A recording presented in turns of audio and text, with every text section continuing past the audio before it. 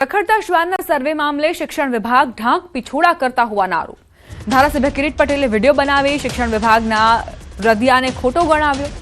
કિરીટ પટેલે કહ્યું કે શિક્ષણ વિભાગ એ સ્પષ્ટ કરે કે શ્વાનનો સર્વે કેવી રીતે કરવા માંગે છે। શ્વાન સફેદ છે કે કાળો છે, કરડે છે કે નથી એ સરકાર જાણવા માંગે છે। પરિપત્રથી શિક્ષણ વિભાગ ફસાયો છે એટલે ખોટી સ્પષ્ટતા કરે છે।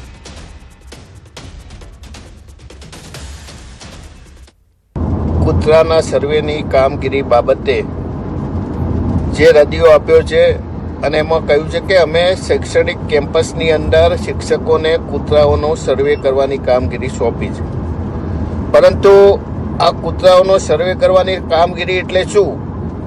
કૂતરાને 2 પગ છે કે 4 પગ છે, કૂતરો સફેદ છે કે કાળો છે, કૂતરો કરડે છે કે નથી કરડતો, આ બધી કામગીરી એટલે શિક્ષણ વિભાગે સ્પષ્ટ કરવું જોઈએ કે આ સર્વેની કામગીરી એટલે શું અને સર્વેની કામગીરી શિક્ષકોને શા માટે સોંપવામાં આવે। સરકારે આના માટે કોઈ બીજી વૈકલ્પિક વ્યવસ્થા કરવી જોઈએ। એટલે આ પરિપત્ર કરી અને મને લાગે છે કે શિક્ષણ વિભાગ એ ફસાયો છે। ભાવનગર શહેરમાં નાયબ મુખ્યમંત્રી હર્ષ સંઘવીએ 50 બસને લીલી ઝંડી આપી। પ્રધાનમંત્રી નરેન્દ્ર મોદી કાર્યક્રમમાં વર્ચ્યુઅલી જોડાયા। પ્રથમ તબક્કામાં શહેરના 8 રૂટ પર આ 50 બસ સેવા શરૂ કરવામાં આવશે। નિયમિત થયા બાદ નવા રૂટનો ઉમેરો કરવામાં આવશે। ₹24 કરોડના ખર્ચે ગુજરાતમાં સૌથી પહેલો બસ ડેપો તૈયાર કરાયો। બસ મુસાફરીની યાત્રાને આરામદાયક અને સુરક્ષિત મુસાફરીનો અનુભવ કરાવશે। સેન્ટ્રલ એસી બસ 25 મુસાફરોની બેસવાની ક્ષમતા ધરાવે છે। સુરક્ષા માટે બસમાં 5 સીસીટીવી કેમેરા લગાવવામાં આવ્યા છે। દિવ્યાંગો માટે ટ્રાયસિકલ સાથે ચડવા માટેની ખાસ વ્યવસ્થા કરાઈ છે। ઓટોમેટિક દરવાજાથી મુસાફરોની સુરક્ષામાં વધારો થાય છે। બસ મહત્તમ 75 કિલોમીટરની ઝડપે દોડી શકશે। મહાનગરપાલિકા દ્વારા બસનું ભાડું ₹5 થી લઈને ₹20 સુધી નક્કી કરાયું છે।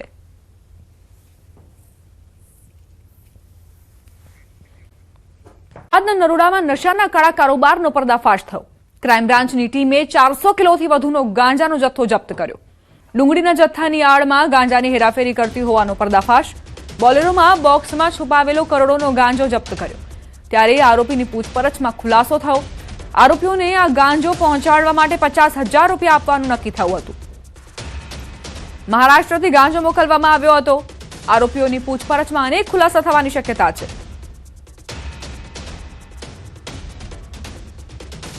નરોડામાં ક્રાઇમ બ્રાન્ચે આ કાર્યવાહી કરી છે। મહારાષ્ટ્રથી ગાંજાનો જથ્થો લવાતો હતો।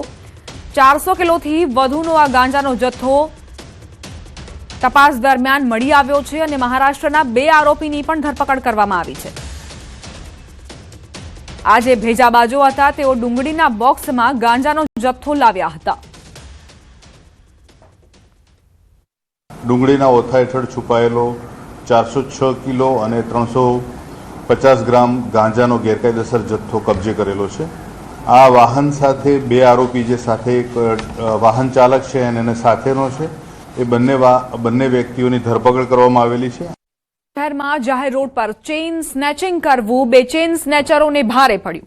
ચેઇન સ્નેચિંગ કરતા એક ચેઇન સ્નેચર રોડ પર પટકાયો। બાઇક પર આવેલા 2 ચેઇન સ્નેચરોએ માનસી સર્કલ નજીક પસાર થઈ રહેલા મહિલાના ગળામાંથી ચેઇન સ્નેચિંગ કરવાનો પ્રયાસ કર્યો હતો।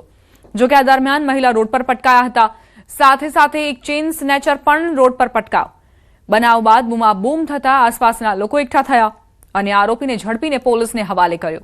આરોપીને પૂછપરછ દરમિયાન તેની સાથે રહેલા 100 આરોપીનું નામ સામે આવતા વસ્ત્રાપુર પોલીસે હાર્દિક ચૌહાણ નામના આરોપીને પણ ઝડપી લીધો।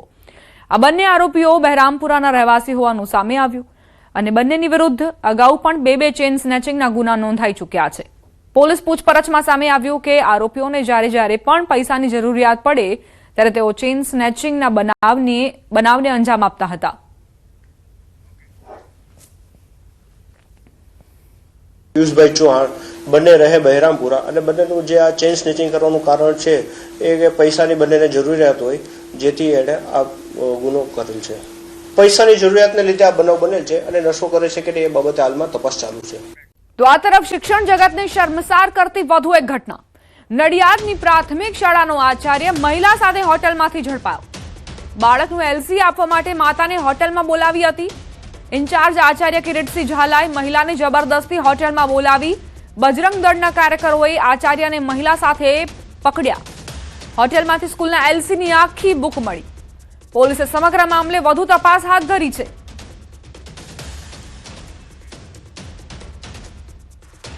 એલસી લેવાનું બાકી હોય સ્કૂલમાં ગયેલા ત્યારે ઇન્ચાર્જ પ્રિન્સિપાલ દ્વારા એવી માગણી કરવામાં આવેલી કે તમારે જો એલસી જોઈતું હોય તો એકાંતમાં 3 વખત મળવું પડશે.